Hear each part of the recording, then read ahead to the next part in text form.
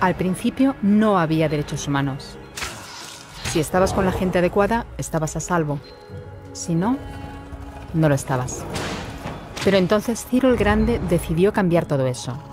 Tras conquistar Babilonia, hizo algo completamente revolucionario. Anunció que todos los esclavos podían irse en libertad.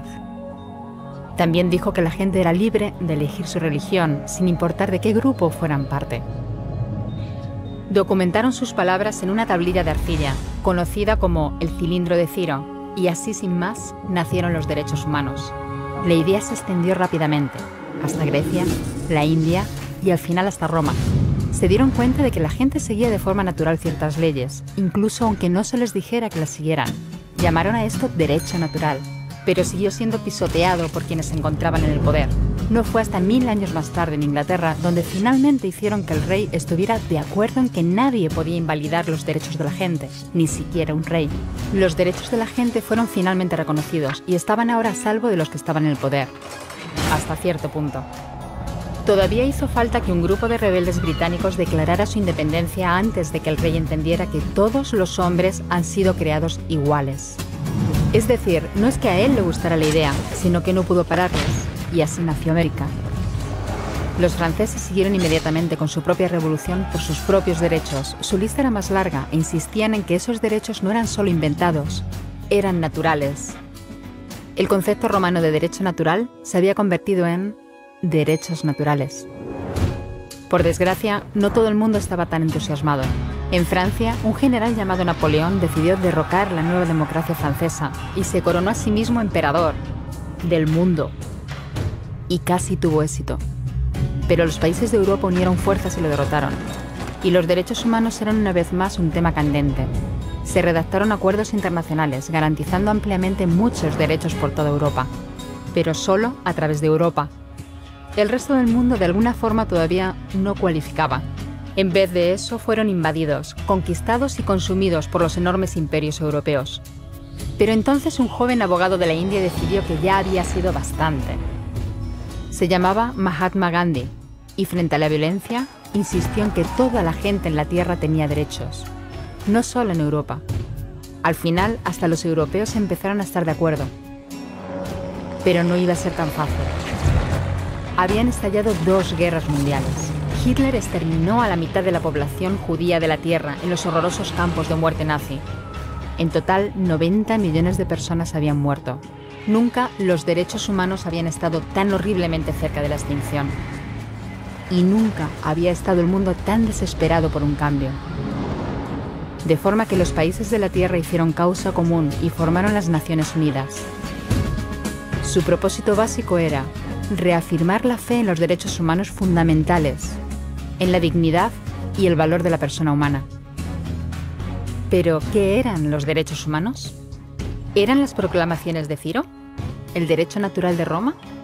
¿Las declaraciones de Francia? Todo el mundo parecía tener una idea ligeramente distinta de lo que deberían ser los derechos humanos. Pero bajo la supervisión de Eleanor Roosevelt, finalmente se pusieron de acuerdo en una serie de derechos para absolutamente todo el mundo. La Declaración Universal de Derechos Humanos. El concepto francés de los derechos naturales se había convertido finalmente en los derechos humanos. Así que, en resumen, al principio solo unos cuantos afortunados tenían derecho alguno, hasta que uno de ellos decidió, oye, otra gente también debería tener derechos, lo que fue estupendo, salvo que no todo el mundo estuvo de acuerdo. Y solo que llevó unos cuantos miles de años de lucha, declaraciones y más lucha hasta que finalmente todo el mundo estuvo de acuerdo en que los derechos humanos deberían ser para todos. Y vivieron felices y comieron perdices. Salvo que hay un pequeño problema. Si la gente tiene derecho a la comida y el cobijo, ¿por qué hay 16.000 niños muriendo de hambre cada día?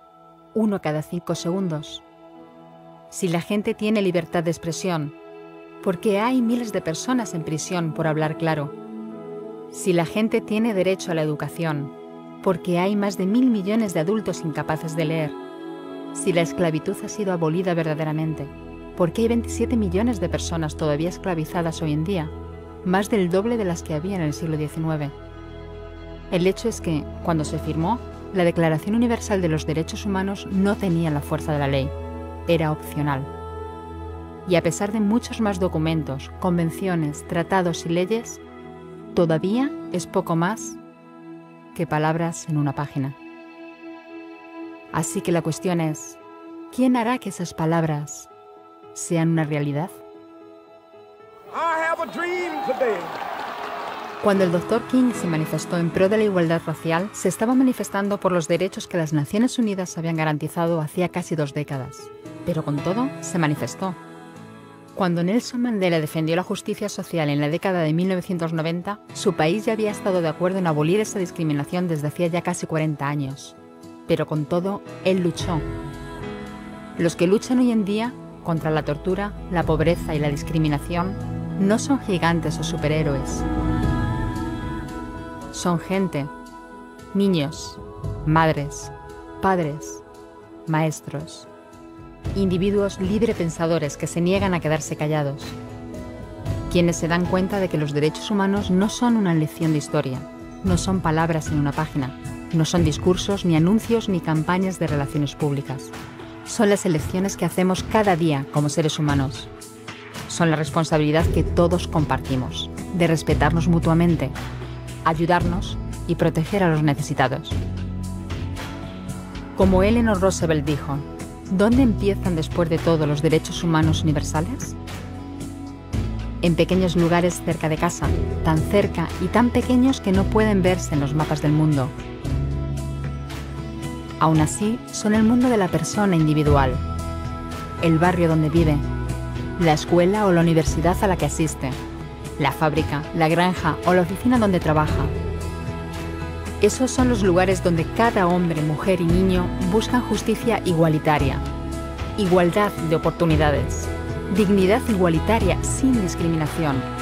A menos que esos derechos tengan un significado ahí, tienen muy poco significado en cualquier otra parte.